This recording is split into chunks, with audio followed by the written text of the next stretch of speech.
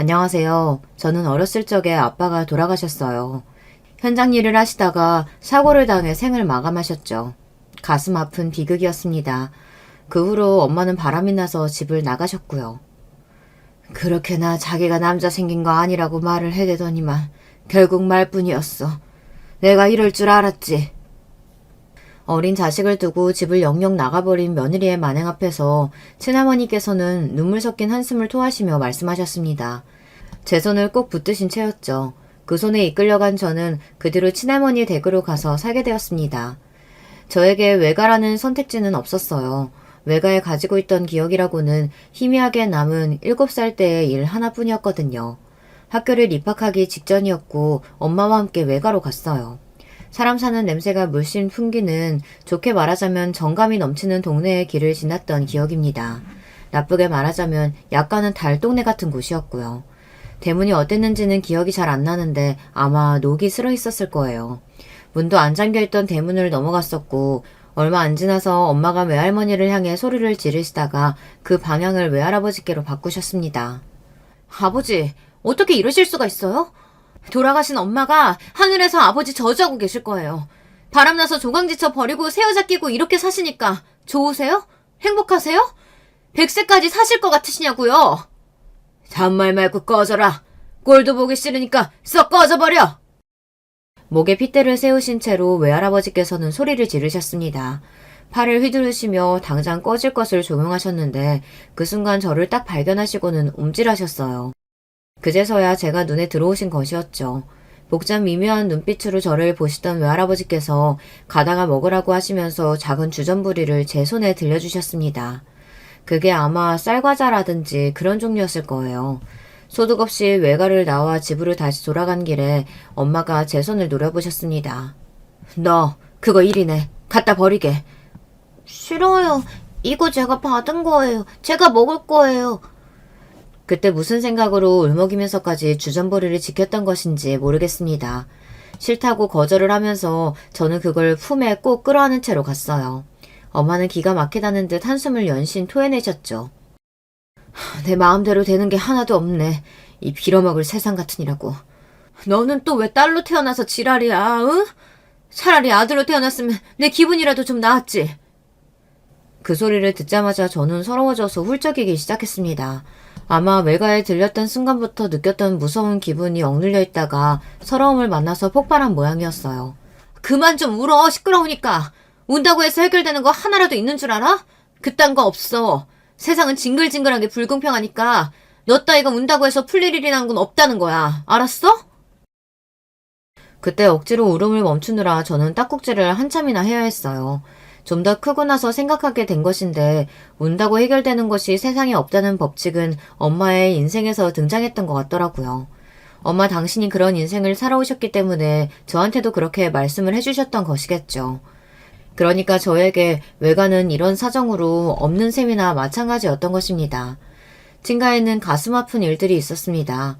집안의 첫째 장남이 자전거 사고를 크게 당하는 일이 있었는데 그 후유증으로 고생을 하게 되었어요. 계속 치료가 필요했고요.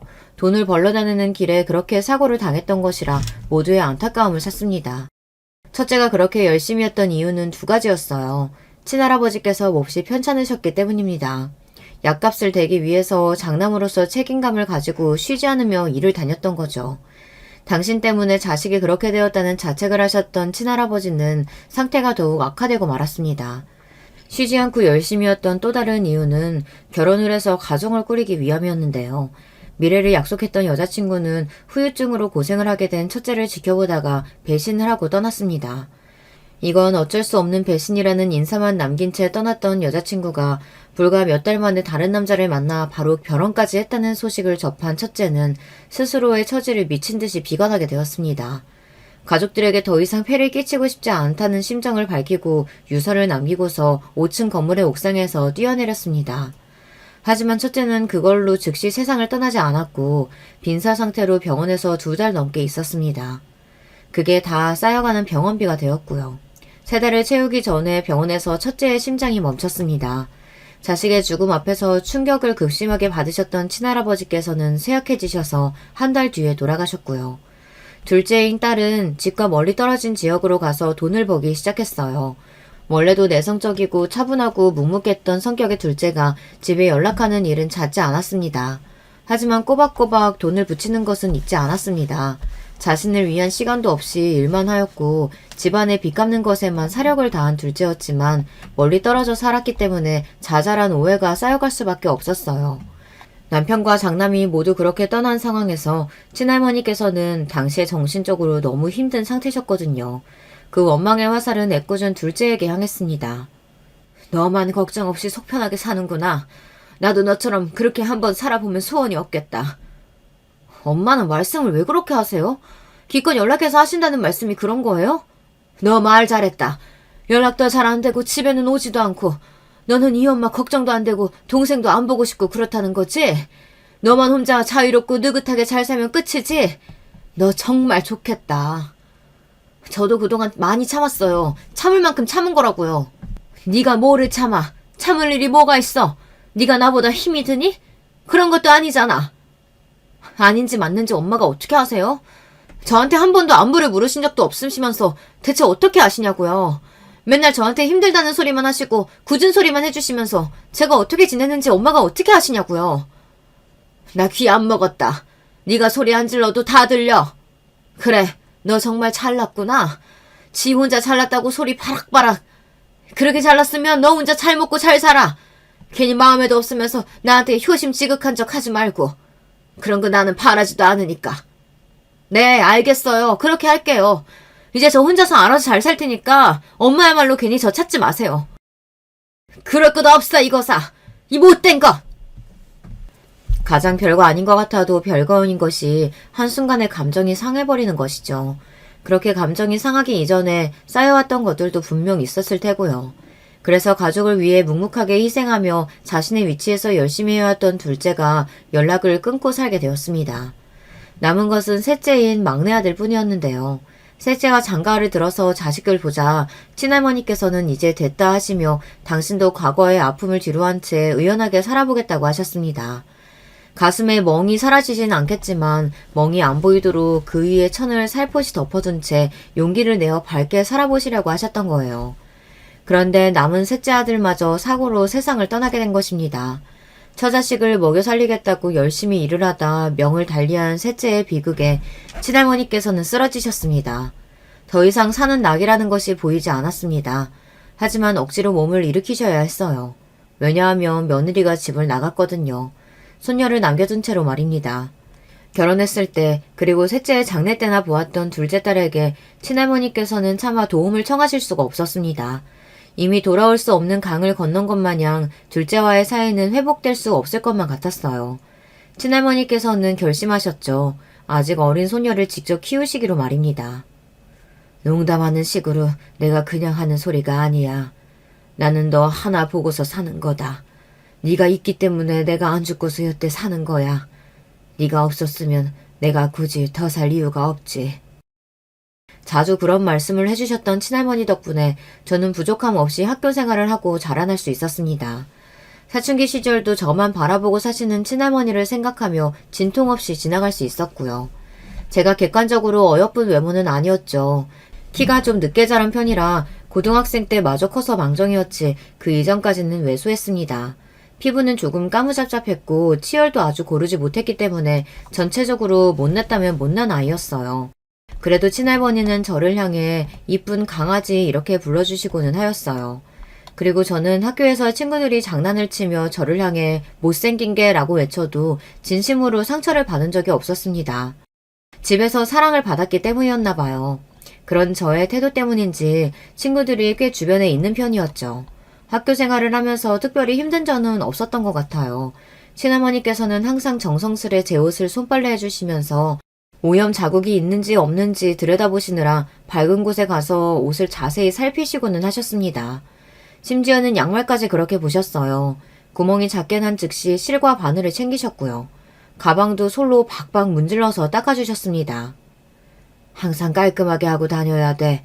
안 그러면 부모 없는 애라고 사람들이 흉 본다. 그 마음을 알았기에 저는 감사한 마음으로 학교 생활을 하였습니다. 부모님 없이 친할머니 손에서 자라며 공부한 아이가 명문학교에 턱턱 합격할 수 있었다면 참 멋졌을 텐데요. 그런 일은 뉴스에서나 훈훈한 소식으로 소개가 되는 모양이었습니다. 안타깝게도 제가 공부로 두각을 나타내는 일은 없었죠. 그러나 취업률이 굉장히 높아서 인지도가 좋은 편이었던 전문대에 입학을 해냈고 그것도 일부 장학금 지원을 받았습니다. 친할머니께서는 제가 자랑스럽다고 해주셨어요. 우리 손녀 이쁜 강아지가 대학을 다 들어가고 대견스럽구나. 장하다 장해. 이 할미가 너한테 해준 것도 없건만 이렇게 잘 커주었어. 네가 어느덧 20살 성인이라니 세월 한번 빠르다. 이래서 세월이라는 걸 두고 쏜살같이 흘러간다고 하는 모양이다. 할머니가 안 계셨으면 저는 대학은커녕 고등학교나 나왔을지 모르겠어요. 간신히 고등학교 나왔어도 바로 돈 벌기 위해 공장이나 들어갔겠죠. 에이, 그런 소리 하지도 말어. 우리 강아지가 얼마나 할 줄 아는 게 많은데 이렇게 똑똑하고 성격도 좋은데 무슨 놈의 공장이야? 똑똑하지 않고 성격 안 좋은 사람만 가는 게 공장은 아니었지만 저를 그저 대견스레 바라보고 싶으신 친할머니의 마음을 느끼며 저는 웃음으로 수긍을 해드렸어요. 그런데 저와는 달리 수심이 깊어 보이시는 친할머니의 기색을 제가 찰나에 느끼고 말았습니다. 이따금씩 그런 표정을 보이시며 허공을 향해 깊은 한숨을 내쉬던 모습을 저는 여태까지 수차례 목격해온 바였죠. 저는 처음에 먼저 하늘나라로 떠나신 분들 때문에 가슴이 아파서 저러시는 거라고 생각했었지만 직감적으로 아닌 것을 깨달았어요. 할머니, 여전히 고모하고는 연락 안 하세요? 그 얘기는 별로 하고 싶지가 않구나. 제 생각이지만 고모는 할머니하고 다시 연락하고 잘 지내고 싶어 하실 것 같아요. 만약 그렇다면 걔가 먼저 나를 찾아와야지. 그런데 소식도 없잖니? 어쩌면 기다리고 계시는 거 아닐까요? 할머니가 먼저 손을 내밀어 주시기를 고모는 그 딱 한 번을 간절히 기다리고 계시는 걸지도 몰라요. 너는 난데없이 여태 안 하던 소리를 왜 지금 꺼내냐? 네가 고모 이야기 한 적이 거의 없었던 것 같은데. 모르겠어요. 저도. 이제 대학생이 돼서 그런가 봐요. 이제 성인이잖아요. 2주만 지나면 대학교 생활 시작될 거고 그러면 저는 이제까지와는 다르게 일상을 지내게 될 거고 분명히 생각하는 것도 달라질 거고 정신없이 바쁘게 되겠죠. 그런데 그 안에 할머니는 안 계시잖아요. 할머니가 외로우실까봐 저는 그게 신경 쓰여요. 그리고 말씀 안 하셨지만 저 알아요. 할머니 지금까지 내내 고모 생각하고 계셨다는 사실요. 제 말이 맞죠? 글쎄다. 나도 모르겠는 내 속을 너는 어찌 그렇게 잘한다고 한다니. 그거 참 신기하다. 하지만 나하고 잘 풀고서 지내볼 생각이 있다면 그쪽에서 행동을 잘 해야지. 이제 다 늙어서 얼굴에도 주름이 자글자글한 내가 움직이랴? 내 손도 이것 좀 봐라. 처녀 쪽에는 곱고 부드러웠던 손도 이제는 거칠고 주름만 보이지. 이런 마당인데 내가 어찌 먼저 손을 내밀어. 말도 안 되는 소리야. 그치만요 할머니, 아까부터 고모를 안 보고 싶으시다는 말씀은 안 하시네요. 그건 이제 하나 남은 내 자식이니까 어쩔 수 없는 거고. 그치만 그 배은망덕한 자식 쪽에서도 나를 보고 싶어 할진 모르겠네. 제가 말씀드렸잖아요. 아마도 고모는 기다리고 계실 거예요. 할머니가 먼저 다가와 주시는 걸 기다리실 거예요. 더도 말고 덜도 말고 딱 한 번이면 돼요. 너는 네 고모 잘 알지도 못하면서 어떻게 그런 생각을 하게 됐냐? 나도 그렇게는 생각이 안 드는데. 왜냐하면 제가 그 심정이라 그래요. 할머니가 별로 안 좋아하실 만한 이야기라서 드려도 되는지 모르겠지만요. 무슨 이야기인데 그러냐? 괜찮으니까 말해봐. 저도 그렇거든요. 저희 엄마가 인사말만 달랑 적은 편지 놓고 가셔도 좋으니까 저한테 먼저 소식 좀 주셨으면 좋겠어요. 저 버리고 가신 분이라는 거 알아요. 할머니가 그래서 저희 엄마라면 치를 떠신다는 것도 잘 알고요. 그런데 저를 낳아주신 분이잖아요. 저는 그래서 마냥 이성적으로만 판단이 되지 않는 것 같아요. 저희 외할아버지, 저희 외할머니 분명히 저한테 연락을 하려고 하신다면 방법을 찾으실 수 있으실 텐데 딱 한 번만이라도 먼저 저를 찾아주셨으면 좋겠거든요. 당연히 제 쪽에서 먼저 두 분을 찾아뵙는 게 훨씬 빠르고 정확해요. 그런데 마음이라는 게 그냥 두 분이 딱 한 번만 저한테 먼저 손을 내밀어 주셨으면 좋겠어요. 그래서 두 분께 이런저런 외가의 이야기 많이 들어보고 싶어요. 부질없는 제 바람이에요. 죄송해요. 할머니 앞에서 이런 얘기나 늘어놓고. 그때 주체할 수 없을 정도로 눈물이 줄줄 흘러내려서 그런 스스로가 참 못났다는 생각이 들었습니다. 하지만 계속 혼자 속으로만 눌러놓았던 생각들을 입 밖으로 드디어 꺼내놓았다는 사실이 한편으로는 저를 개운하고도 후련하게 만들더군요. 저는 왠지 혼낼 수도 있겠다 생각을 했는데 친할머니께서는 착잡한 표정을 지으셨을 뿐 별 말씀을 안 하셨어요. 고민을 하던 저는 친할머니와 오래 알고 지내신 동네 분들을 찾아뵈며 혹시 고모에 대해서 아시는 분들이 계시는지 찾아보았습니다. 아, 창수 아저씨네 딸하고 둘이 예전에 친하게 지냈었는데 나이가 같아서 그랬었지 아마. 둘이 아직도 연락하고 지낼걸?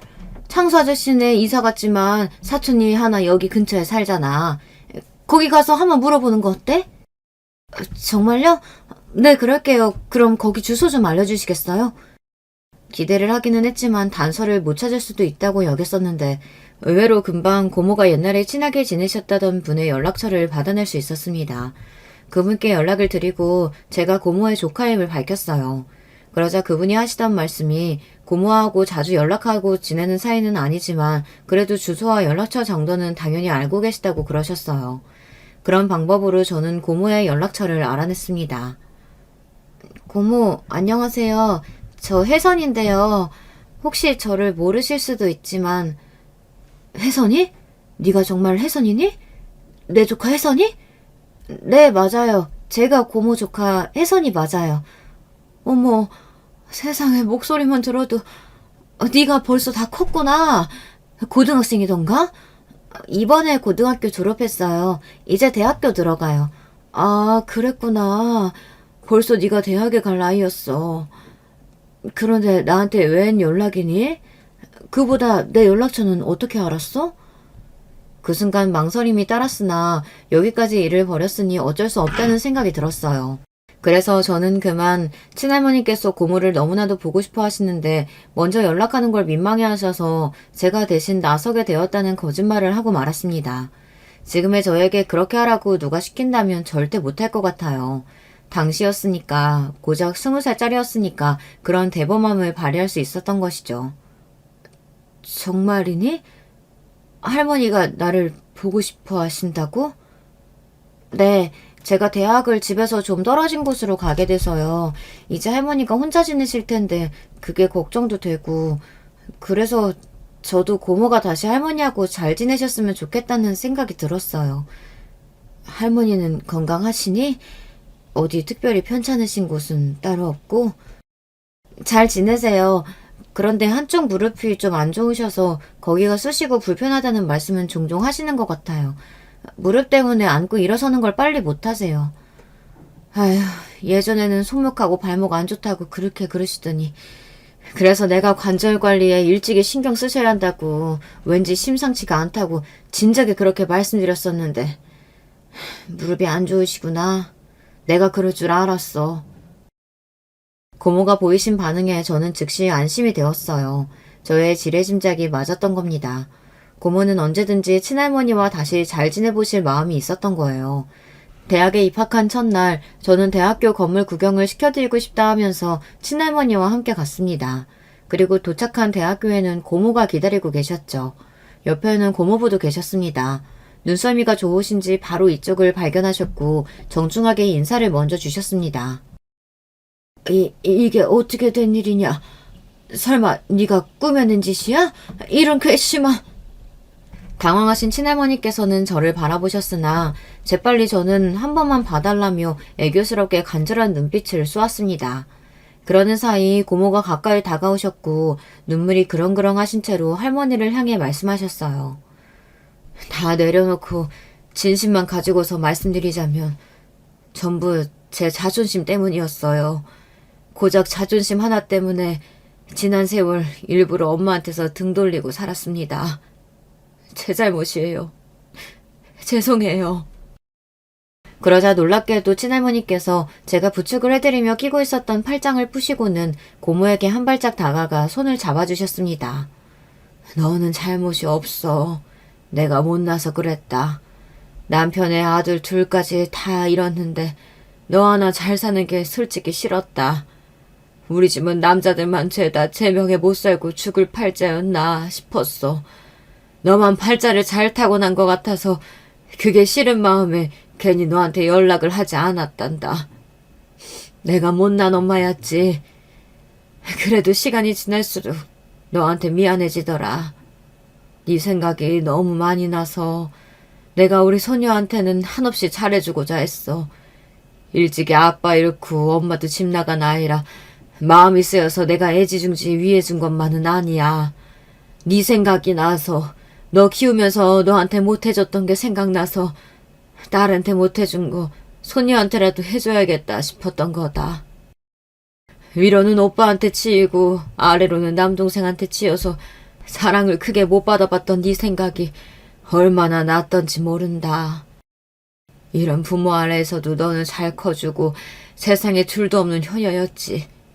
그런 너를 진정 몰라봐줬던 내가 다 잘못했다.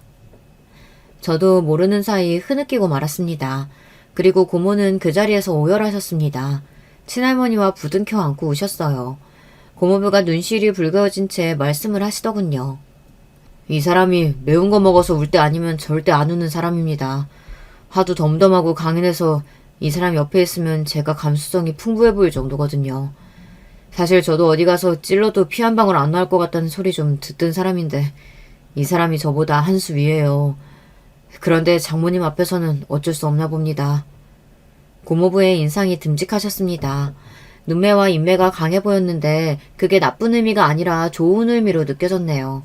여태까지 고모가 하도 완강하셔서 친할머니를 찾아뵐 수 없었다고 하시면서 고모부가 앞으로는 사위 노릇을 톡톡하게 하겠다고 약속을 하셨어요. 저는 몰랐던 사실인데 일전에 고모부가 친할머니께 결혼하셨을 때 외에도 인사를 드린 적이 있다고 하더라고요. 아마 저희 아빠가 돌아가시고 난 직후였던 듯 싶습니다. 고모부는 공무원이라고 하셨네요. 고모는 소규모의 생산회사에서 사무일을 하고 계셨고요. 제가 잘 모르고 지냈던 두 분을 이렇게 만나뵙게 되어 너무 좋았고 친할머니를 떠나서 지내는 곳에도 마음이 이제는 놓이게 되었습니다. 생각보다 더 정신없이 바빴던 대학 생활이 순식간에 지나갔습니다. 대학 졸업에 딱 맞춰서 취업을 하게 되었고 이 시기에 고모가 친할머니를 모시게 되었어요.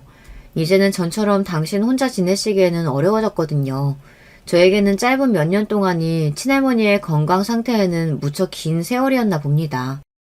제가 취직을 한 동네와 친할머니께서 계신 고모댁은 거리가 많이 있었습니다. 찾아뵙고 싶다고 해서 언제든지 그렇게 하기에는 어려워졌어요. 하지만 종종 연락을 드리고 있었고 저에게는 새로운 직장 동료도 있었고 친구들도 있었기에 외롭지는 않았는데요. 이상하게 가슴 한구석이 계속해서 허한 이유는 엄마라는 이름의 빈자리가 있었기 때문이었습니다. 그런데 제가 갑작스러운 연락을 받게 되었어요. 믿기지 않았던 소식, 그것은 바로 외할아버지께서 위독하시다는 것이었습니다.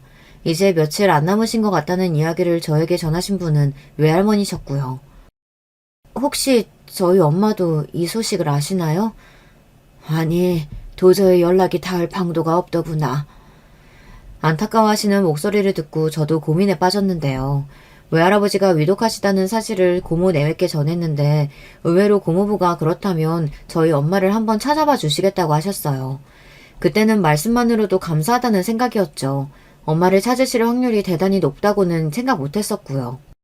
외할아버지를 뵈러 갔더니 마침 드물게도 정신이 또렷해지신 상태였습니다. 저를 보시고는 힘겹게 입을 떼며 물으셨어요. 너 영숙이냐? 아니요, 할아버지. 저 혜선이에요. 혜선이가 누구야? 할아버지 손녀요. 손녀라고? 손녀? 네, 할아버지 손녀 혜선이요. 할아버지 딸이 영숙이죠? 그래, 내 딸 영숙이. 저희 엄마세요. 대화를 나누실 수 있을 정도는 되었으나 정신이 아주 온전치는 않으셨던 외할아버지께서는 제 대답을 듣고 나신 후에 입만 뻐끔뻐끔 하시다 저를 바라보시며 가만히 눈물을 흘리셨어요. 그 모습에 저도 갑자기 눈물이 확 터져나와서 혼났습니다. 그 어느 때보다도 엄마가 간절해졌는데 놀라운 소식이 들려왔어요. 고모부가 연락을 주셨는데 엄마의 연락처를 알아내셨다고 그랬습니다. 확실히 맞는지 확인을 하시고자 전화를 걸었고 상황을 다 엄마에게 알려주셨다네요. 그런데 엄마가 가만히 듣기만 하시더니 말씀도 없이 전화를 끊으셨다고 합니다. 그 이후로는 전화를 걸어도 안 받으셨다고 하고요. 저는 고모부가 알려주신 엄마의 연락처를 한참이나 바라봤습니다. 너무 떨려서 어떻게 해야 할지 모르겠더라고요. 망설임 끝에 전화를 걸어보았으나 허무하게도 엄마는 받지 않으셨습니다. 고개를 떨구고 있던 저에게 놀라운 반전이 일어난 건 몇 시간 후의 일이었어요. 엄마가 오셨습니다. 화장까지 곱게 하시고 옷도 꽤 차려입으신 모습이었어요. 영숙이 왔냐? 네, 아버지. 아버지의 망할 딸년 영숙이 왔어요. 이제 엄마 곁으로 가시려나 보네요. 그런데 엄마 볼 낯은 있으시고요? 오랜만에 뵙는 엄마의 모습에 저는 얼떨떨해서 가만히 있었습니다. 그런데 외할머니께서 나서셨어요. 이제는 너도 알아야지. 뭘요? 그나저나 아주 정정해 보이시네요. 사람 눈에 피눈물 나게 만들었으면서 죄짓고 못 산다는 말도 다 옛말인가 봐요. 네 엄마 화병 걸려서 그래서 아파서 죽었다고 너는 알고 있겠지만 사실은 그게 아니야. 바람나서 너 버리고 집 나갔는데 알고 보니까 상대 놈이 유부남이었던 게다. 온갖 사탕 발린 가머니설에 속았던 것을 깨닫고서 수치스러워하던 네 엄마는 스스로 목숨 끊었다. 네가 바람난 여자의 딸이라고 하면 손가락질 받고 오해받을까봐, 그리고 네가 상처받을까봐 여태까지 진실을 숨겨온 것이었어. 무슨 말도 안 되는 소리라고 있어요? 웃기시네. 전부 거짓말이죠? 그렇죠, 아버지. 듣고 계세요? 놀라운 사실 앞에서 저는 하마터면 비명을 지를 뻔했습니다. 어떻게 그런 전말이 있었던 것인지 믿기지 않는 건 엄마도 마찬가지이신 모양이에요. 그러나 외할아버지께서 고뇌가 가득 담긴 표정을 지으시더니 눈물이 흐르는 눈을 감으시고 한숨을 내쉬는 걸 보며 엄마는 당신이 들으신 내용이 진실이라는 걸 깨달으셨습니다. 외할아버지께서 돌아가신 것은 바로 그 다음 날이었어요.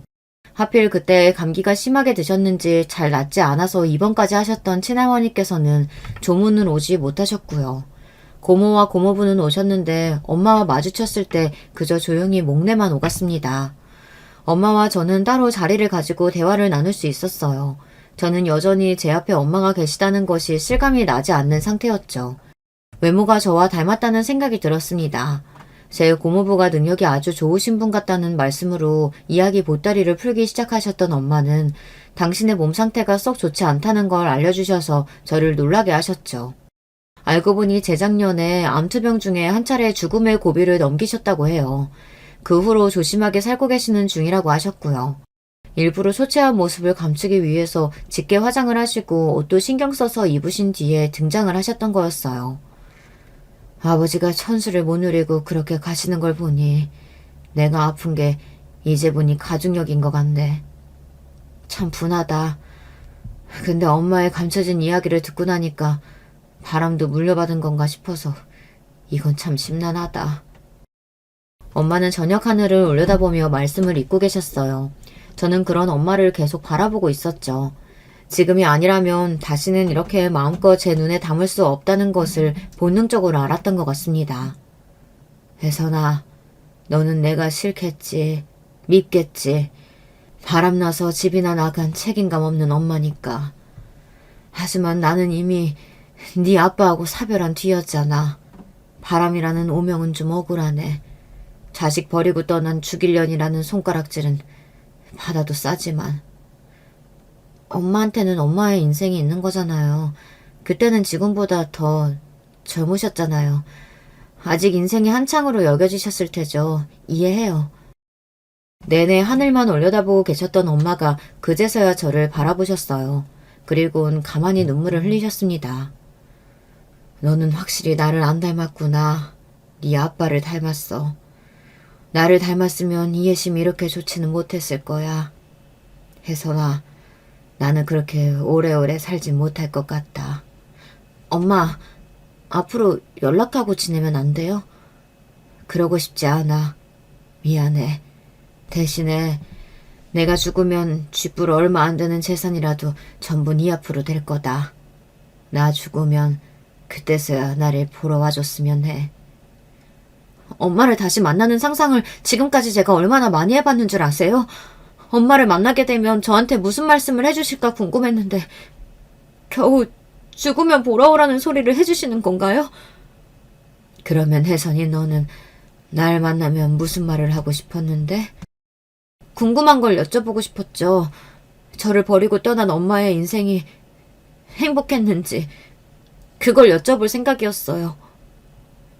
저의 대답에 엄마가 울컥하셨는지 입을 틀어막으셨다가 얼른 호흡을 가다듬으셨습니다. 자식 새끼 버리고 떠난 엄마가 어떻게 잘 살 수 있었겠니? 세상이 그 정도로 정의가 없지는 않더라. 그런데 내 인생에서 가장 잘한 게 있다면 결혼 같아. 사람들이 흔히 떠들어대는 대로 결혼이 인생의 전환점이 되어주기는 하더라. 네 아빠는 꽤 괜찮은 사람이었어. 그러니까 너같이 괜찮은 딸도 내가 얻었지. 혜선아, 지금 너한테 해줄 말이 생겼는데 좋은 놈 만나가지고 행복하게 가정 꾸려서 거지 같았던 옛 기억들 다 잊어버려. 그리고 네 자식에게 네가 좋은 부모가 돼줘. 가정을 꾸리고 사는 제 모습을 엄마가 봐주실 계획은 없는지 여쭙고 싶었으나 이미 돌아올 대답을 알 것만 같아서 저는 그때 울음을 삼키고 있었습니다. 아, 그리고 절대로 바람 피우는 새끼는 만나지 마. 그 점을 네가 알고서 만나지는 않겠지만 바람 피우는 놈인 걸 알고 나면 용서는 하지 마라. 그거 절대로 못 고친다. 우습지만 바람 피우는 유전자를 암만 해도 갖고 태어난 것 같은 장본인은 내가 하는 소리니까 꼭 새겨들어. 눈물이 그렁그렁하신 채로 제 앞에서 당부를 남겨주셨던 엄마를 저는 그날 이후로 만날 수가 없었습니다. 정말로 저와 연락을 따로 안 하고 지내셨거든요. 그렇게 하기를 원하셨어요. 엄마가 돌아가신 건 외할아버지의 장례식 이후로 거의 1년 정도 지났을 때였습니다. 옛날에 부친상을 겪은 것이 있어서 이제는 모친상까지 겪게 되었다며 친할머니께서는 제가 불쌍하다고 하셨습니다. 배우자와 자식들을 앞세우신 친할머니의 슬픔이 저의 슬픔에 비할까 싶어서 저는 왠지 조심스럽고 애절한 마음이 들었던 것 같아요. 엄마는 저에게 6천만 원이 조금 넘는 재산을 물려주고 떠나셨습니다. 제가 부모로부터 받을 것이 있다는 자식이었다는 점이 감사하게 느껴졌습니다. 할머니, 저는 괜찮아요. 엄마가 이렇게 가셔서 기분이 너무 이상하고 허무하지만 어차피 계속 같이 산 것도 아니었잖아요. 따지고 보면 저는 인생에서 엄마와 함께 했던 시간이 그리 길지도 않았죠. 태어나고 나서 몇 년간의 일은 너무 어렸으니까 아예 기억도 못하고요. 그렇다고 하더라도 이 세상에 그 사람이 있는 것과 없는 건 하늘과 땅 차이야. 이 세상에 없다면 앞으로는 영원히 만날 수 없는 거잖니. 우리 이쁜이 강아지가 얼마나 애처롭게 됐는지. 할머니, 제가 그렇게 안 돼 보이신다면 할머니가 오래오래 살아주셔야 돼요. 제가 비록 지금은 할머니를 자주 뵈면서 지내지는 못하고 있지만 이 세상에 할머니가 계신다는 것만으로도 저는 위안을 받으니까요. 할머니가 저한테는 사실 아빠고 엄마이기도 해요. 아시죠? 아유, 요 기특한 것이 말도 예쁘게 잘하지. 우리 이쁜이 강아지를 대체 어느 복받은 남자가 채워갈까 싶네. 필시 전생에 공덕을 많이 쌓았던 남자일 거다. 객관적으로 대단한 미인이 못되건만 친할머니 눈에는 손녀가 제일인 듯 하였습니다.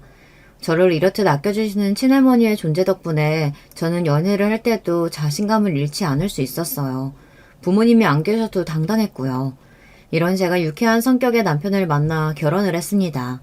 외향적이고 성격이 참 좋아서 남편이 설마 어린 나이에 부모의 이혼이라는 아픔을 겪은 줄 상상도 못했습니다. 남편이 중학교 1학년에 입학하던 시기에 양친이 이혼을 하셨고요. 부친이 집을 나가셨고 모친과 둘이 쭉 살던 남편은 고등학생 때부터 혼자가 됐습니다. 모친이 당신의 인생을 사시겠다고 하며 남편을 두고 떠나셨기 때문이에요.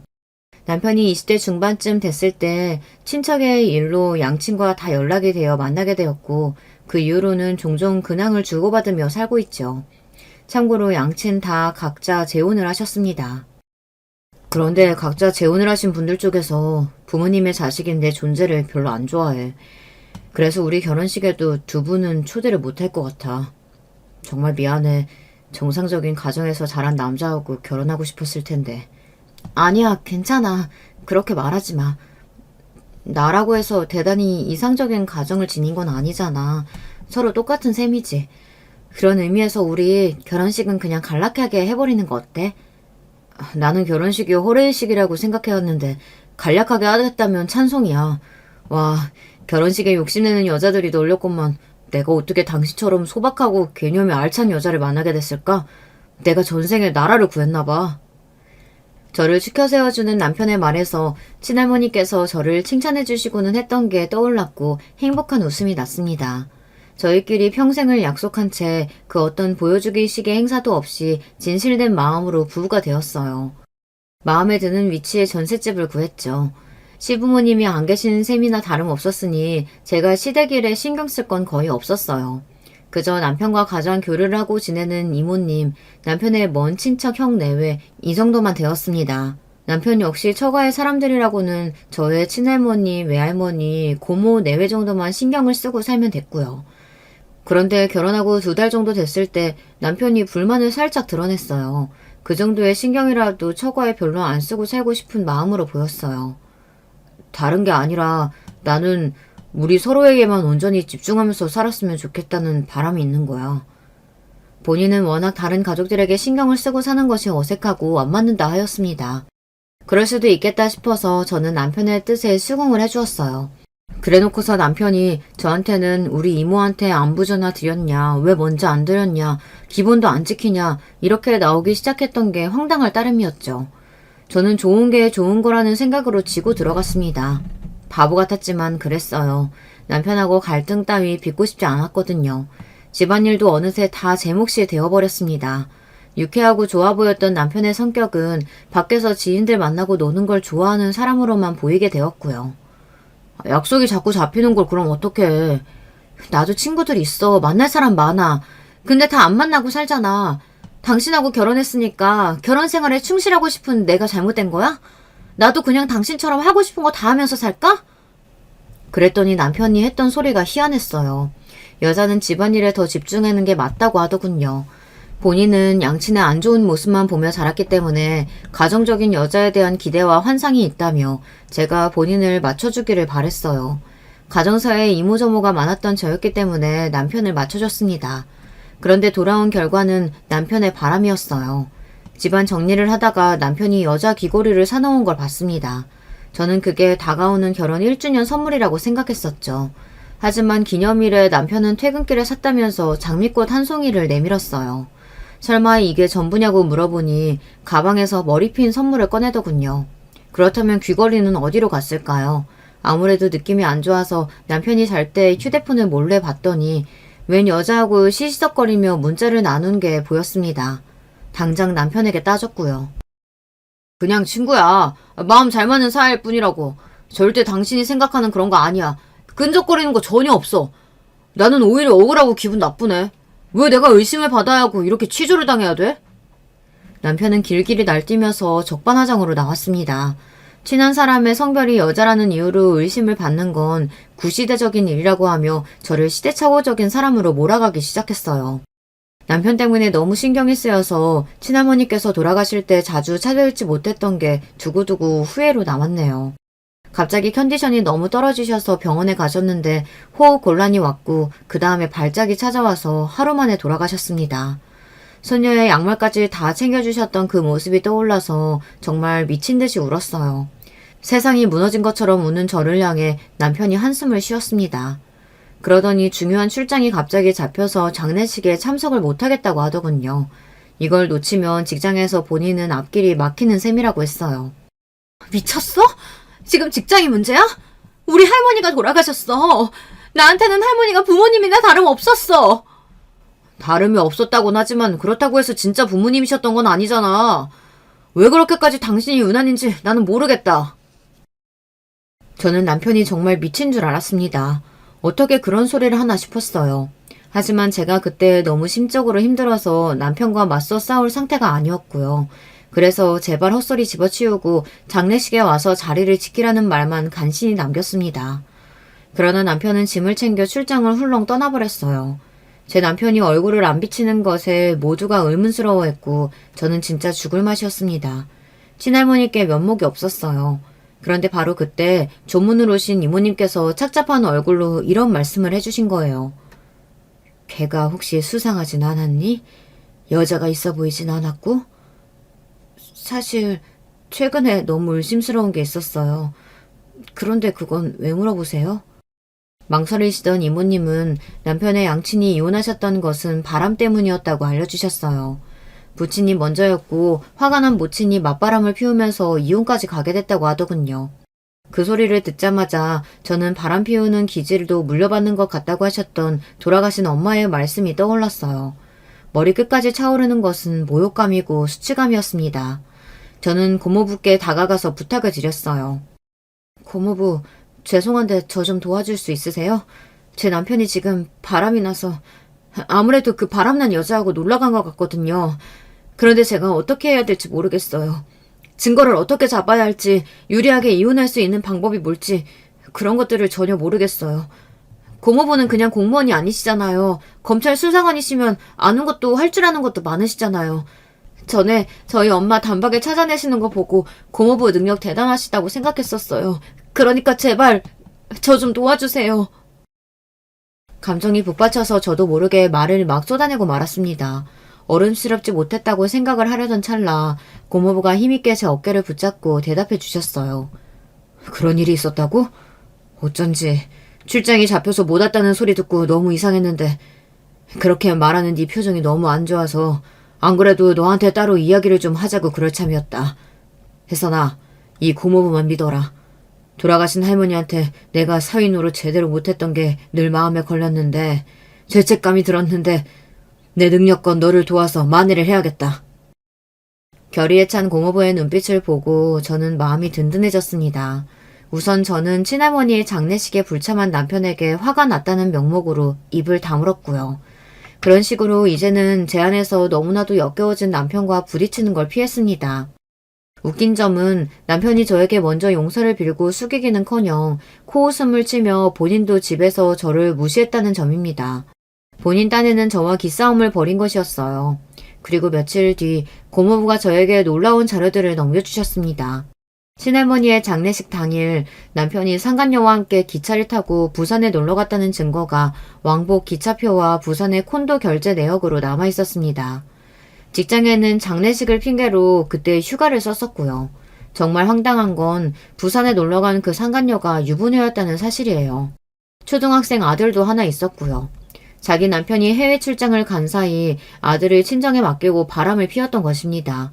여기서 더 놀라운 점은 상간녀가 한 명이 더 있었어요. 제 남편이 미혼이라고 완전히 속여서 결혼할 생각까지 했다며 예식장을 알아보고 여기저기 웨딩 상담을 받고 다녔던 흔적이 남아있었습니다. 그 상간녀가 바로 남편에게서 목걸이를 받은 주인공이었어요.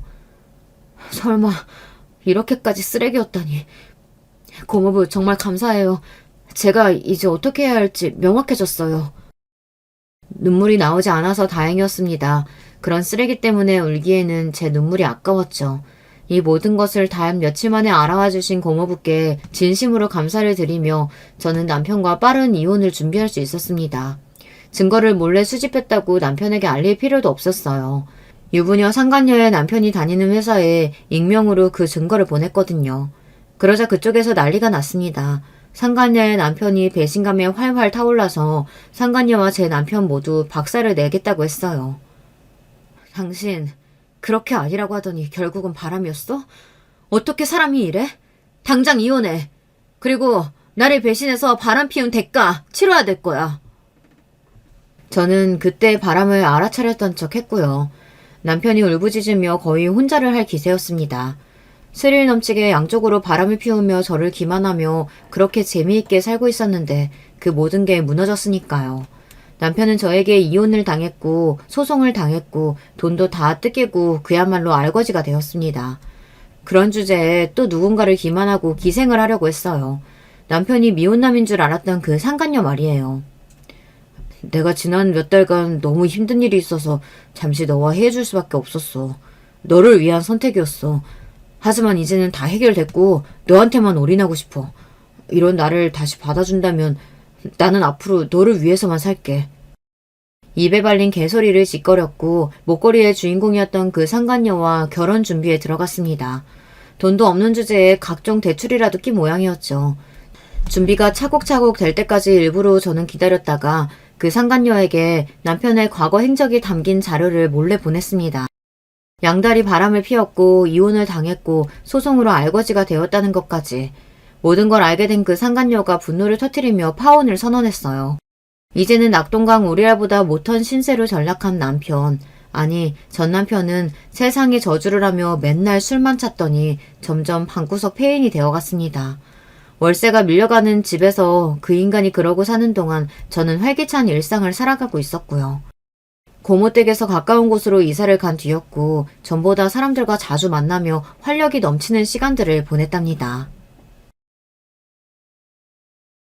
안녕하세요. 저는 30대 후반 주부입니다. 얼마 전까지는 예쁜 딸을 얻을 희망에 부풀어 아기 용품도 사놓고 아기 방도 꾸미는 등 행복한 생활을 했었는데요. 그러던 제가 하루아침에 뱃속 아기를 잃고 말았습니다. 이 기막힌 사연 한번 들어보시겠어요?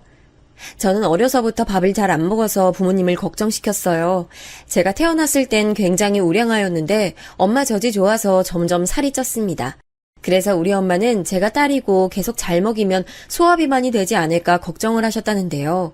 그 걱정이 무색하게 제가 4살 때부터는 끼니 때마다 밥 먹이기 힘들 정도로 엄마가 밥숟가락 들고 저를 쫓아다니셨대요.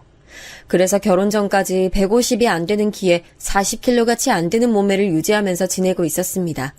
부모님은 걱정이 돼서 제 키를 어떻게든 키우고 살도 찌게 해보려고 좋다는 한약이며 영양제 등등 안 먹여본 게 없으셨지만 저는 어찌된 일인지 먹는 대로 살로 가기는커녕 배탈이 나는 효율이 나쁜 몸이 되고 말았습니다. 그런데 남편은 그런 저와 반대로 아주 키도 크고 몸집이 좋아요. 게다가 운동을 해서 근육도 보기 좋게 많은 편입니다. 그런 정반대의 체격을 가진 우리가 어떻게 만났는지 궁금하지 않으세요? 저와 남편은 처음 입사한 직장의 동료로 만났습니다. 남편은 직장 내에서 등산 동호회 리더였어요. 같은 과는 아니었지만 키가 커서 어디서든 눈에 띄는 외모였습니다. 게다가 얼굴도 웬만큼 연예인 뺨칠 정도로 훈남이었고요. 처음 입사해서 선배들과 함께 회식을 하게 됐는데 거기서 남편 얼굴을 보고 저는 첫눈에 그에게 반해버렸습니다. 지금은 저보다 남편이 더 절 좋아하는 것 같긴 하지만요. 남편은 제가 세상에서 제일 귀엽고 사랑스럽다고 하는 아내 바보입니다. 저는 아직도 남편이 제 어디가 좋아서 저와 결혼했는지 모르겠단 말을 자주 하는데요. 그도 그럴 게 남편은 사내에서 인기인이었고 저는 눈에 안 띄는 소위 말해 아싸였거든요. 그래도 처음부터 제가 남편을 좋다고 따라다닌 건 아니었어요. 그냥 속으로만 끙끙 앓고 있었죠. 그러다 같은 과의 동료 여직원이 제 남편이 등산 동호회라는 걸 알려주더라고요.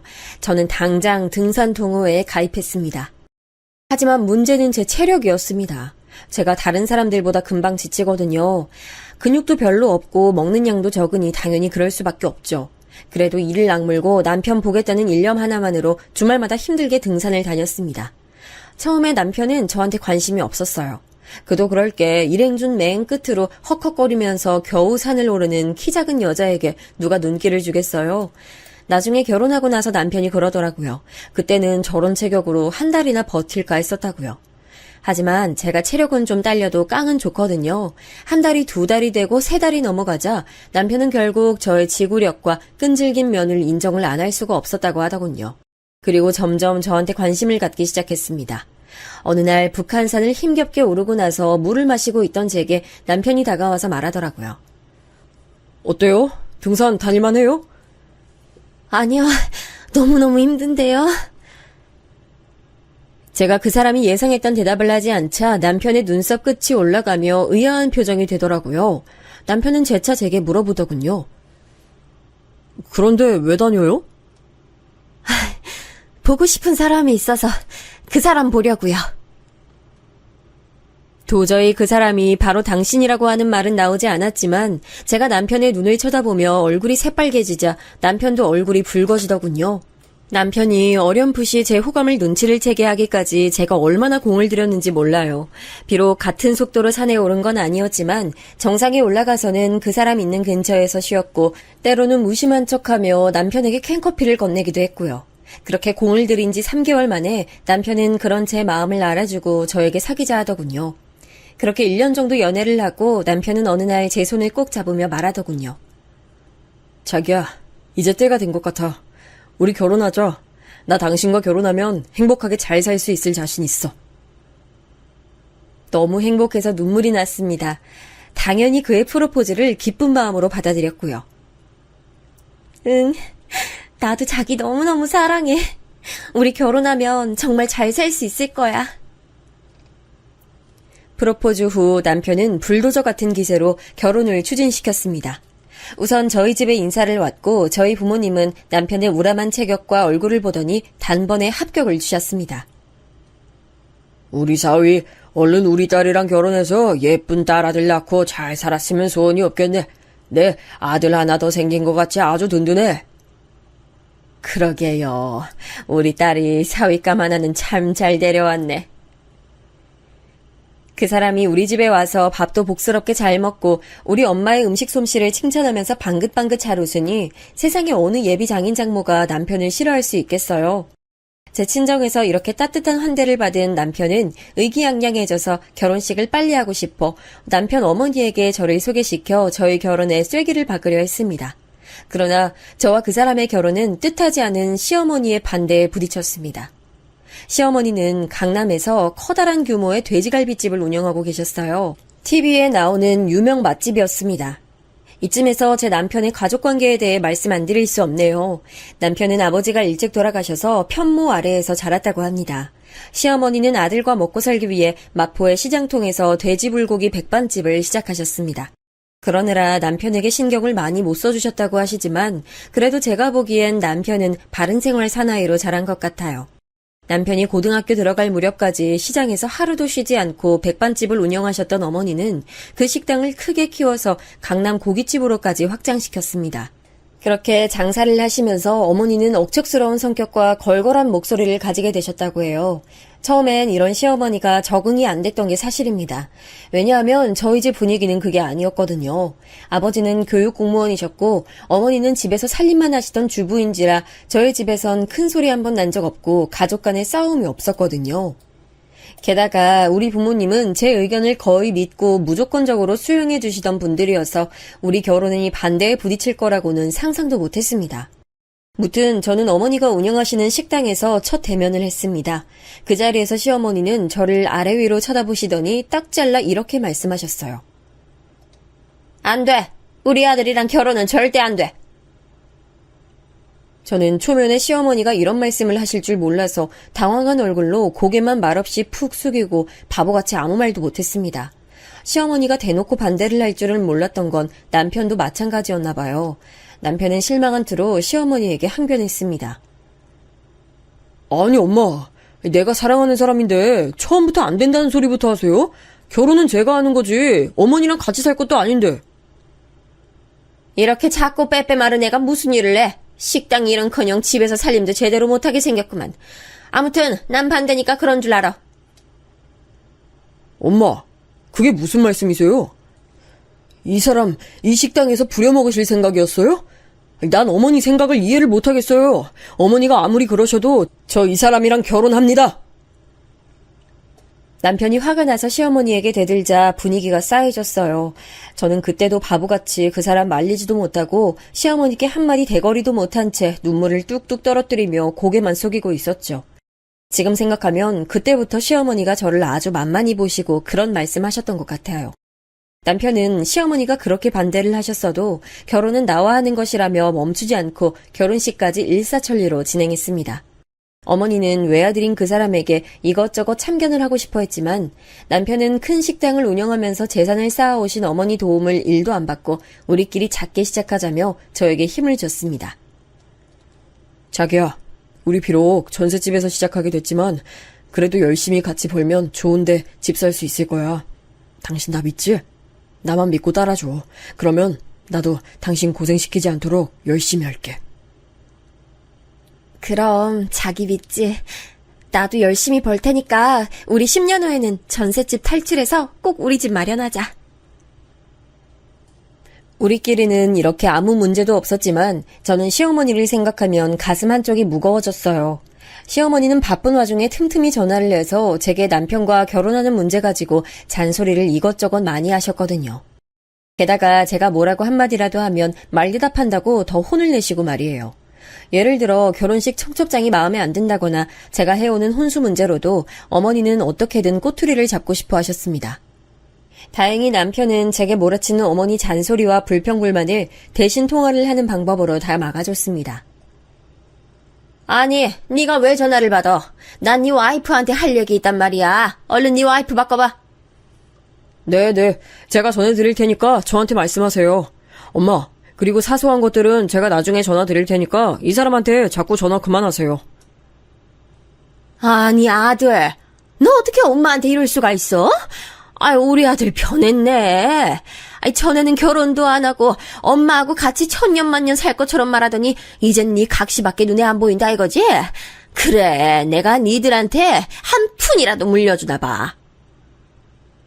우리 어머니 또 왜 이러실까? 네. 저희들 어머니 돈 필요 없으니까 사회 환원하시고 나중에 제가 전화 드릴게요. 제가 불편할까봐 저 대신 통화를 끝낸 남편은 웃으며 제게 말했습니다.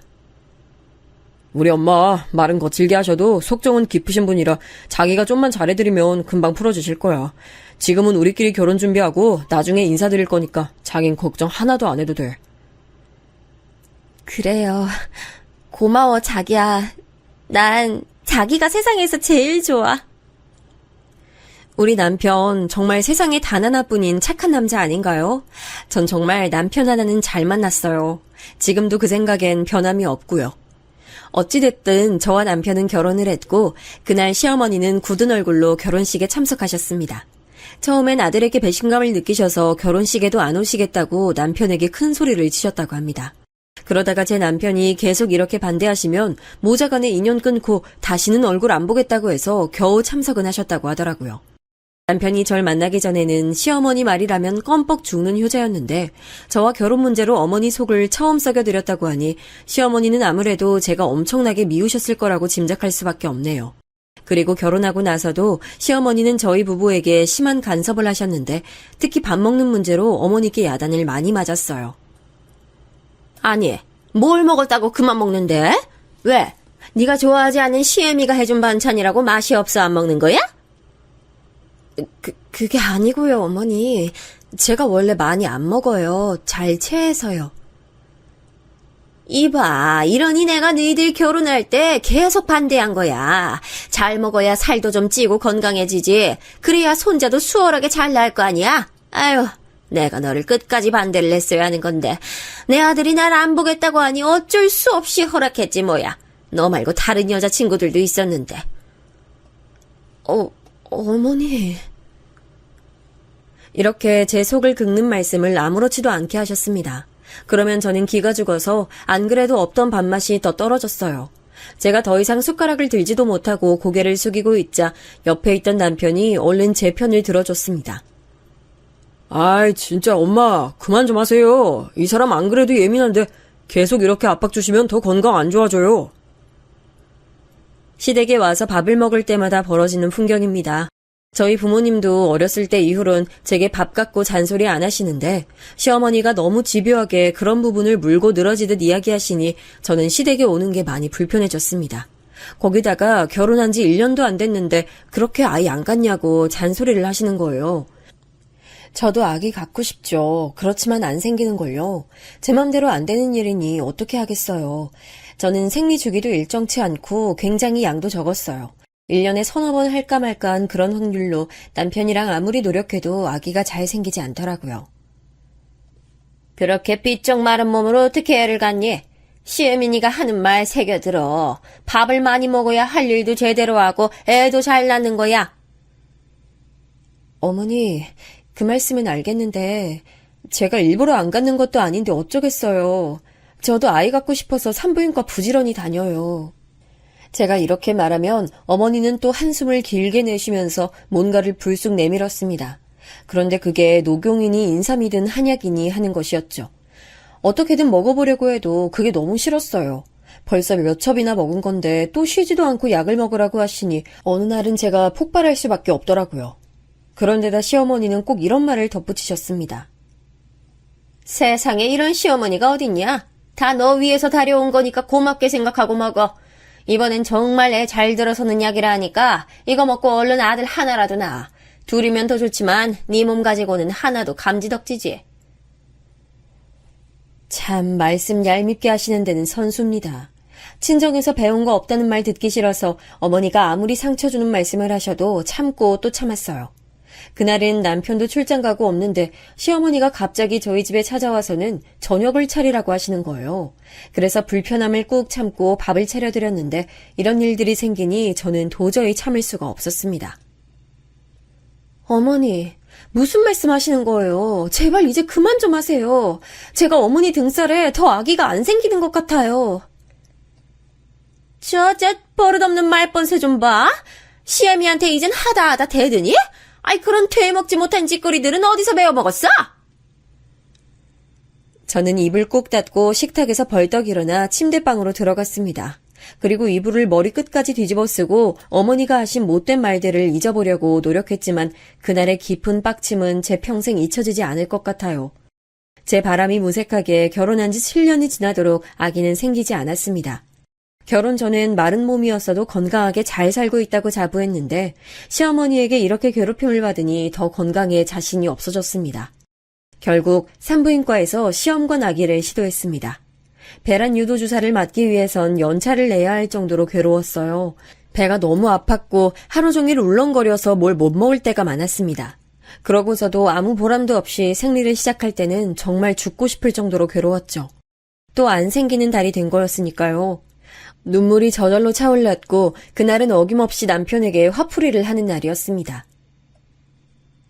자기야, 나 정말 너무 화가 나.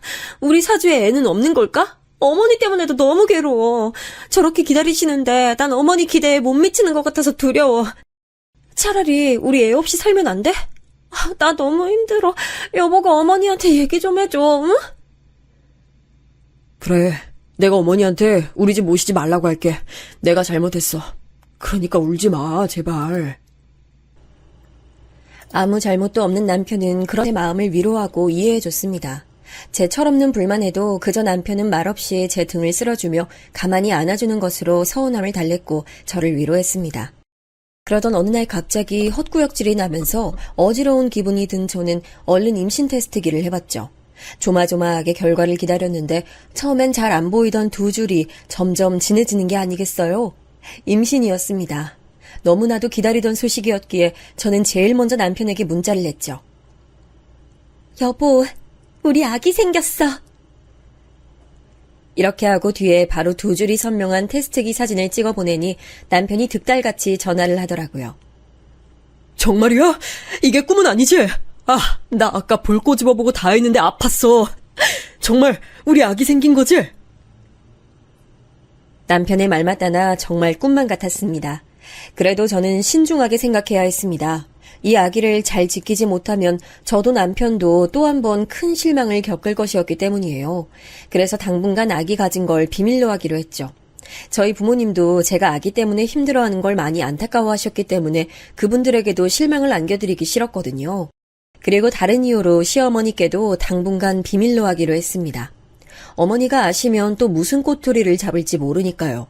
아니면 보약을 먹으라고 하실 수도 있고요. 저는 임신 초기의 증상, 즉 어지러움과 입덧이 제일 힘들었지만 이까짓 것들은 기쁜 마음으로 겪어낼 수 있었어요. 우리 아기만 무사히 잘 자라준다면 저는 제가 어떻게 되든 상관없었거든요. 저는 매일 자기 전에 제가 믿는 하나님에게 항상 기도하고 잤습니다. 제발 이번만은 성공적으로 아기가 자궁에 잘 자라주기를 바라는 마음에서였죠. 제 기도가 통했는지 아기는 무사히 저의 뱃속에서 4개월을 넘겼습니다. 제가 살이 없어서 그런 건지 몰라도 배만 볼록 나온 모양으로 우리 아기는 산부인과에 갈 때마다 제 뱃속에서 건강하게 자라고 있었습니다. 저는 임신 초기 가장 몸이 힘들 때 한 달 정도 휴가를 몰아쳤었어요. 직장 상사에게는 남편이 이야기를 미리 해줬습니다. 상사도 제가 아기를 오랫동안 기다려왔고 시험관 결과가 안 좋을 때마다 상심하는 걸 알고 있어서 이번엔 아이를 꼭 건강히 잘 키워내길 바란다며 다행히 산전 휴가를 허락해줬죠. 어느덧 저는 임신 중기로 접어들었고 병원에서 넌지시 물어본 결과 분홍색 옷을 준비하라는 간호사 말도 들었습니다. 저는 뱃속 아기가 딸이라서 너무 좋았어요. 남편 역시 저 닮은 딸이 나오면 너무 기쁠 것 같다고 같이 기뻐해줬죠. 그러나 문제는 항상 시어머니한테 있었습니다. 저희 시어머니는 남아선호 사상에 뼛속까지 물들어 있는 옛날 분이었고 제 뱃속 아기가 아들도 아니라는 말을 듣자 제게 전화해서 또 막말을 퍼부었습니다. 어이구, 너 뱃속 애가 딸이라며? 아이, 넌 어떻게 거울려도 그렇게 재수가 없니? 첫애부터 아들 낳으면 다음에 아들이든 딸이든 상관없을 텐데 아유, 네 남편이 재주가 없는 건지 아님 네 몸에 문제가 있는 건지 모르겠네. 내가 아는 다른 집 며느리들은 애도 쉽게 잘들 낳더구만. 너는 첫 단추부터 잘못돼서 어떡하냐? 어머니, 딸이 어때서요? 저하고 남편은 딸이라 더 좋다고 했는데요. 요즘 남초 현상이라고 결혼하기도 힘든데 딸 있으면 더 귀하게 좋은 곳에 시집 보낼 수 있고 키우면서 얼마나 귀엽고 예쁜 짓을 많이 할 텐데 그러세요. 저희 딸이니까 저희 부부가 알아서 키울게요, 어머니. 어머니의 한마디에 저는 아들 못 낳은 죄인이 된 것 같아 확 기분이 상했죠. 그래서 저는 평소에 못하고 놀러왔던 말들을 이참에 어머니께 시원하게 다 해버리고 나서 전화를 끊었습니다.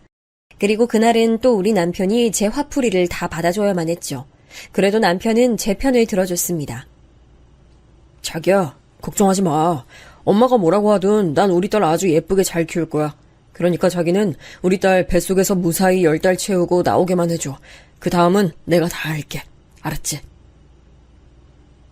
따뜻한 남편의 위로에 저는 어머니에게 서운했던 마음도 눈 녹듯이 사라지는 것을 느꼈습니다. 정말 결혼 잘하지 않았나요?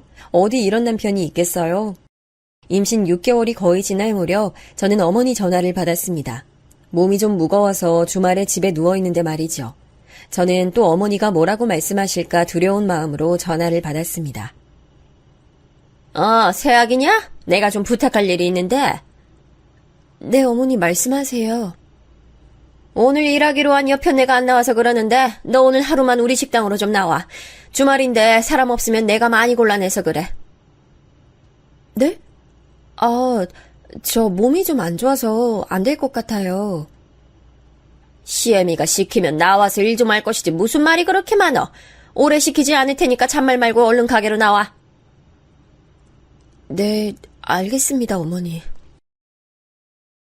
하필 그때 남편은 일본으로 출장 가 있었습니다. 그래서 전 정말 가고 싶지 않았지만 꼼짝없이 어머니 고깃집으로 일하러 갈 수밖에 없었죠. 지금 생각하면 그때 강하게 거절을 했어야 하는데 제가 너무 바보 같았다고 생각해요. 어머니 식당은 유명 맛집이다 보니 주말마다 몰려드는 손님으로 정신이 하나도 없었어요. 그래서 직원이 한 사람만 빠져도 그 빈자리가 클 수밖에 없었습니다. 저는 배가 나왔다는 이유로 서빙을 시키지 않고 설거지 파트에 배정됐습니다. 시어머니는 손수 제게 앞치마를 메어주시더니 웃는 얼굴로 말씀하셨어요. 지금 아침 10시니까 저녁 6시나 7시까지만 하면 돼. 어머니, 너무 힘들 것 같은데요. 저 죄송하지만 못할 것 같아요. 제가 임신 중인데. 저는 아침부터 좀 어지럽고 다시 입덧이라도 온 듯이 기운이 쭉 빠져서 아무것도 못 먹고 누워 있었던 터라 도저히 서서 설거지를 할 수 있을 것 같지가 않았어요. 그렇지만 시어머니는 막무가내로 고집을 부리셨습니다. 난 내 아들 임신했을 때도 시어머니가 시키는 일 군말 없이 다 했어. 그리고 건강하게 애 낳았고. 얘가 지금 무슨 소리 하고 있어? 어머니랑 저는 체격도 다르고 체력도 훨씬 제가 딸리는데 어떻게 해요? 나도 너 몸 무거운 거 다 봐서 알고 이해하는데 나도 일주일 전에 허리 디스크 수술해서 오래 서 있을 수가 없어. 그니까 그냥 할 만큼만 해, 그럼. 시어머니는 그렇게 제가 일을 안 할 수 없게 만들어버리시고는 주방을 떠났습니다. 어쩔 수 없이 저는 앞치마를 두르고 서서 설거지를 시작했습니다. 처음 한두 시간은 그래도 버틸만 했는데 점심시간이 되자 설거지거리가 물밀듯 밀려 들어오는 거 아니겠어요? 밖에서도 다들 눈코 뜰 새 없이 바쁜 상황이라 아무 말도 못하고 저는 저녁 5시까지 한 번도 제대로 쉬지도 못하고 계속 설거지를 했어요. 손이 덜덜 떨리고 다리는 후들거렸습니다. 한마디로 몸 상태가 말이 아니었죠. 그래도 꾹 참고 설거지를 했습니다. 겨우 5시가 지나서 제가 집에 가려고 앞치마를 벗었는데 시어머니가 들어오시더니 청천벽력 같은 소리를 하시는 게 아니겠어요? 예, 아직 안 끝났어. 주방 안에서만 설거지를 해야 하는 줄 알아? 밖에 불판도 한가득인데 얼른 나가봐. 너무 기가 막혀서 어머니께 말대꾸를 하고 말았어요. 5시까지만 하라고 하셨잖아요. 그리고 저 임산부예요. 쪼그리고 앉아서 불판 닦는 거 너무 힘들어서 못해요, 어머니. 뭐? 이제 임신 중기라며. 아이, 그까짓 일 좀 한다고 왜 어떻게 안 되니까 걱정 말고 앉아서 불판이나 닦어. 어머니는 화를 내시며 주방으로 들어가 버리셨어요. 서러움에 눈물이 났지만 이 가게에 제 편은 하나도 없었습니다. 누가 볼세라 얼른 눈물을 닦고 밖에 있는 수도로 나가 불판을 닦았죠. 그렇게 저녁 10시까지 12시간 동안 어머니께 잡혀서 설거지를 하다가 그만 저는 그 자리에서 기절을 했습니다.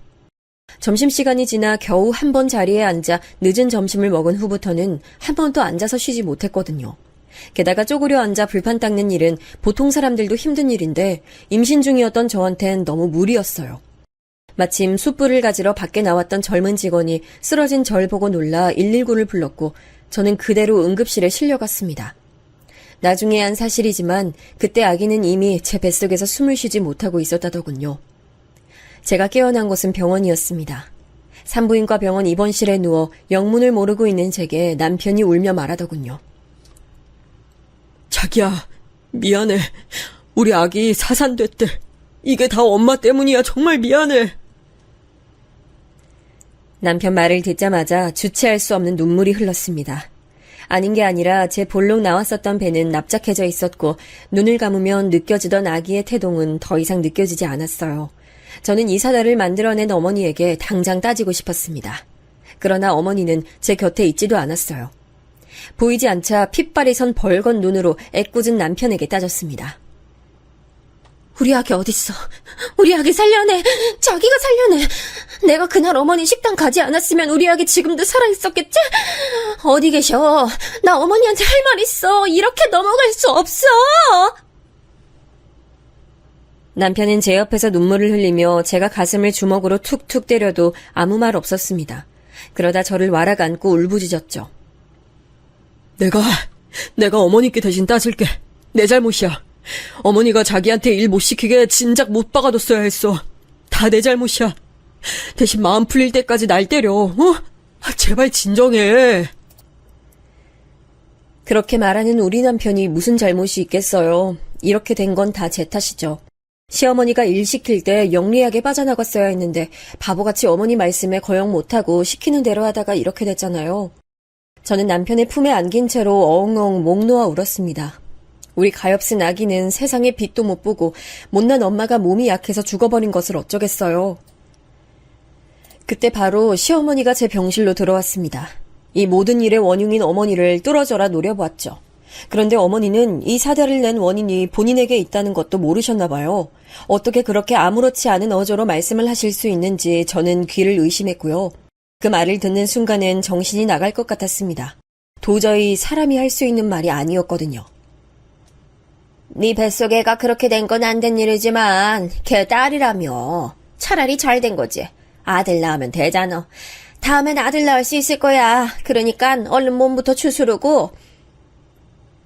너무 충격받아서 넋이나가 멍하니 있었고 남편은 화가 머리끝까지 난 것 같았어요. 남편은 의자에서 벌떡 일어나 시어머니에게 소리쳤습니다. 엄마, 그게 할 소리야? 누구 때문에 이렇게 됐는데? 엄마가 이 사람 설거지하라고 부르지만 않았어도 이런 일 안 생겼을 거예요. 근데 뭐? 우리 아기가 딸이라서 죽어도 괜찮다고? 무슨 말이야 그게? 엄마 정말 너무 무서운 사람이네요. 엄마한테 너무 실망이야. 뭐? 얘가 넌 내 아들인데 도대체 누구 편을 드는 거야? 그까짓 애기야. 다음에 또. 시어머니가 말을 마치기도 전에 남편이 시어머니의 뺨을 짝소리가 나도록 때리는 것이었어요. 남편 돌발 행동에 너무 놀라 얼어붙었습니다. 제 앞에선 어머니 편을 안 들었지만 사실 남편은 알아주는 효자였거든요. 홀어머니에다 외아들이라고 하는 포지션은 어쩔 수 없이 자기 엄마에게 약한 법이잖아요. 시어머니도 그런 아들을 믿고 저한테 막대하시는 그런 부분도 꽤 있었을 거라고 생각했어요.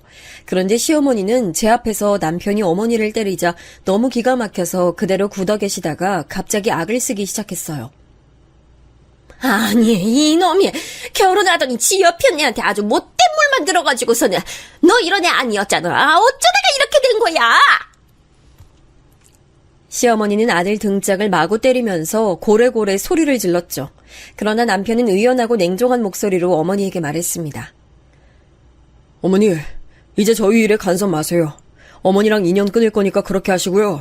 이 사람 어머니 등살이 얼마나 힘들어했는지 아세요? 오늘 우리 아기 잃은 것도 다 어머니 때문인데 미안하다는 사과는 못하실 망정 뭐라고요? 잘 됐다고요? 그게 사람이 할 소리입니까? 뭐라고?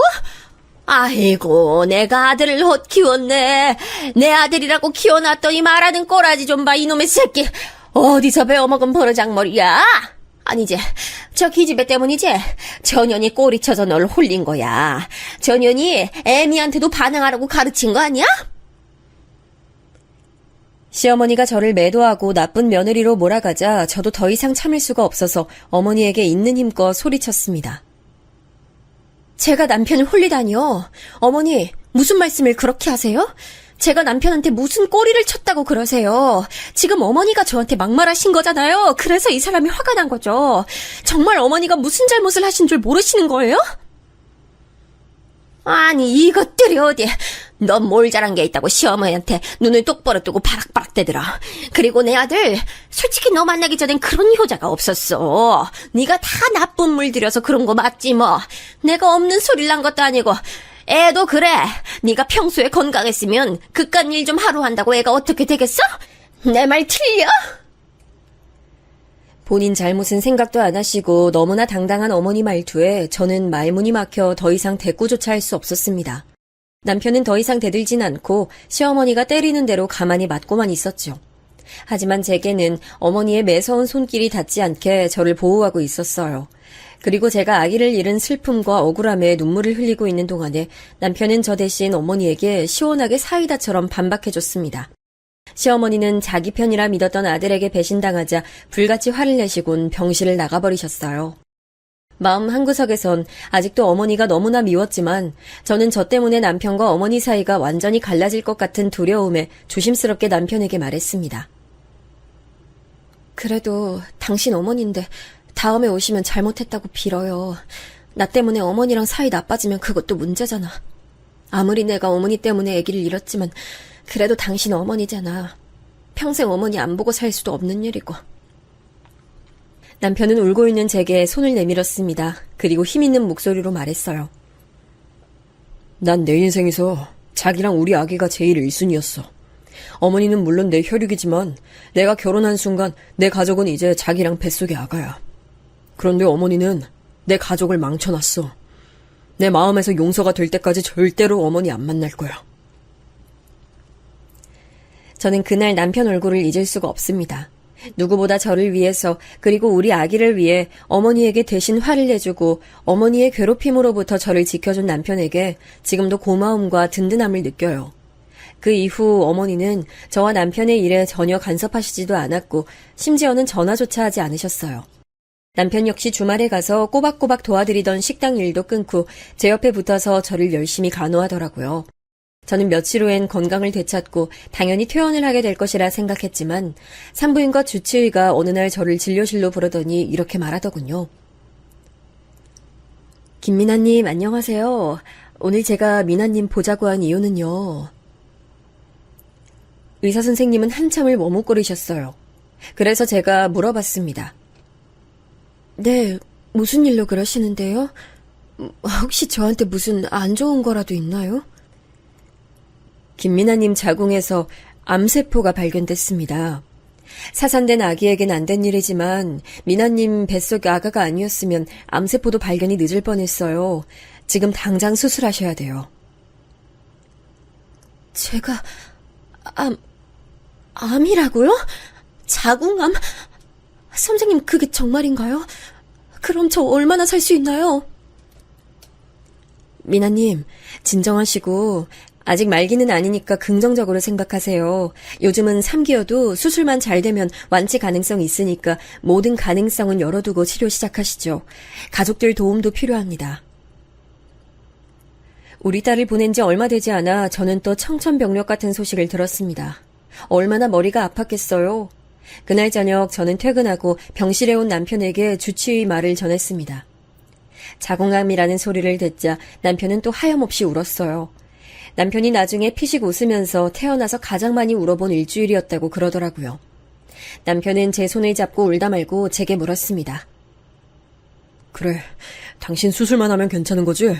우리 여보 없으면 나도 죽어버릴 거야. 살 희망이 없어. 그러니까 당신 꼭 힘내서 수술 잘 받고 다시 건강하게 만나자. 응? 내가 우리 자기 간호해줄게. 여보야, 당신 덕분이야. 너무 고마워.